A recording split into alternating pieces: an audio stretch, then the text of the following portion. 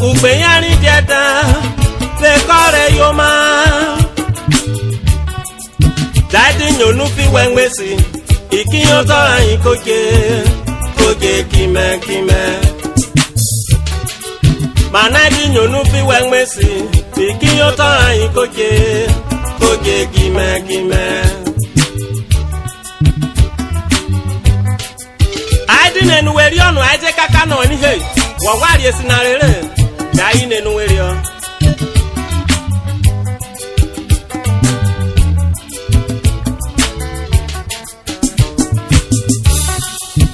Manamru gbeyanre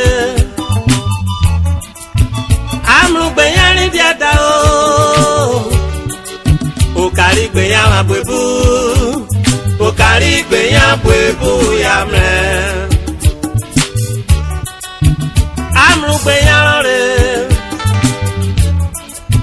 amru gbeyanri diada o kari gbeyan abebu o kari gbeyan abebu yamre Ora modeli akewe Ugbeyanre mwerio bikoje Maneme modeli akewe na Ugbeyanri dieta bekore yoma Dadi nyonu fi wengmesi Bikiyo tola yin koje kime Madadi nyonu fi wengmesi Bikiyo tola yin koje kime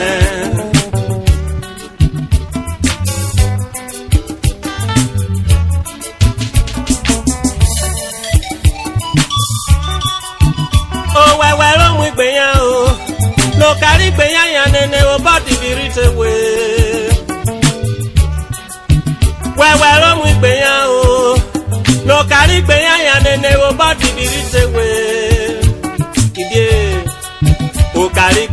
bwebu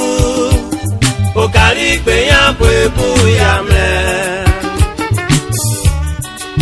okari Ugbeyan bwebu nyambo okari Ugbeyan bwebu yamle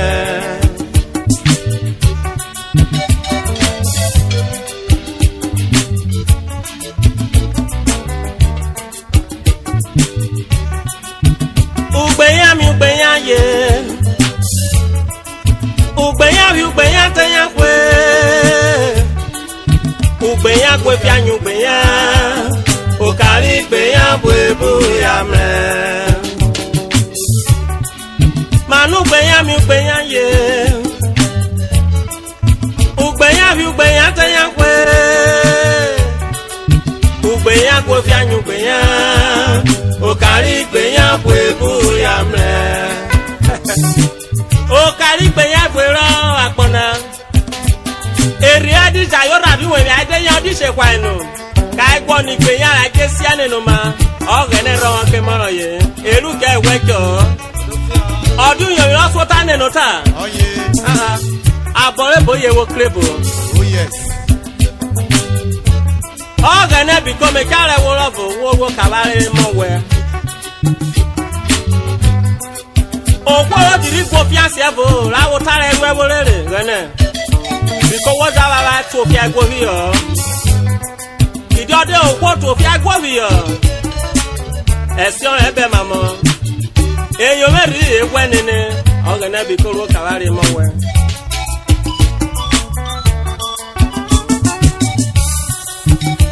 ora re Ugbeyan o bi o mani gede kere mesa le mamo Ugbeyan manora re Ugbeyan o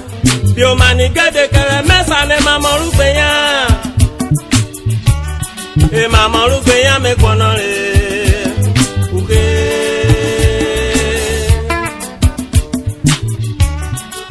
e mamo Ugbeyan me kono re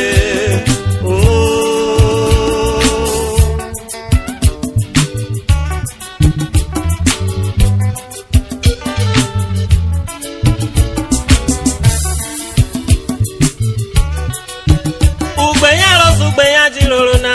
mana Ugbeyanme le mekwono na Ugbeyan jiroro Ugbeyanme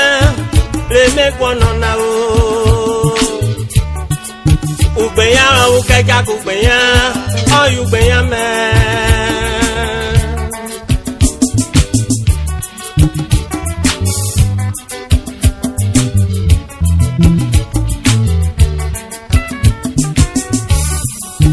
Ugbeyan jiroro na mana Ugbeyanme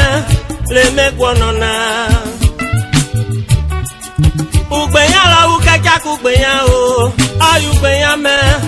le mekwono na o Ugbeyan la ukeka Ugbeyan Ugbeyanme o Ugbeyan la ukeka Ugbeyan Ugbeyanme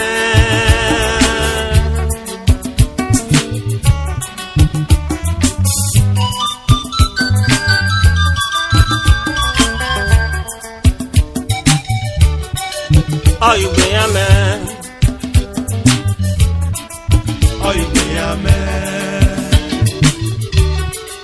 Ugbeyanme Ugbeyanme Ugbeyan la mu kaja Ugbeyan Ugbeyanme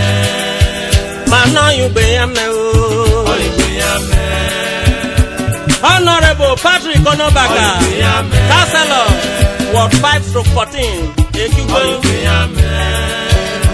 Ugele North Ugbeyanme Ugbeyanme Honorable Peter Irapopoke Ugbeyanme Ugbeyanme Mr. Christopher Atoma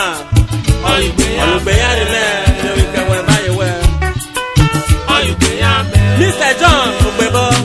Chairman Circle of Friends Mr. Brett Osadolaye Vice Chairman Circle of Friends Mr. Iradia Osagede Committee Chairman Circle of Friends Tony Imainabwe, Secretary, Circle of Friends. All for one for all.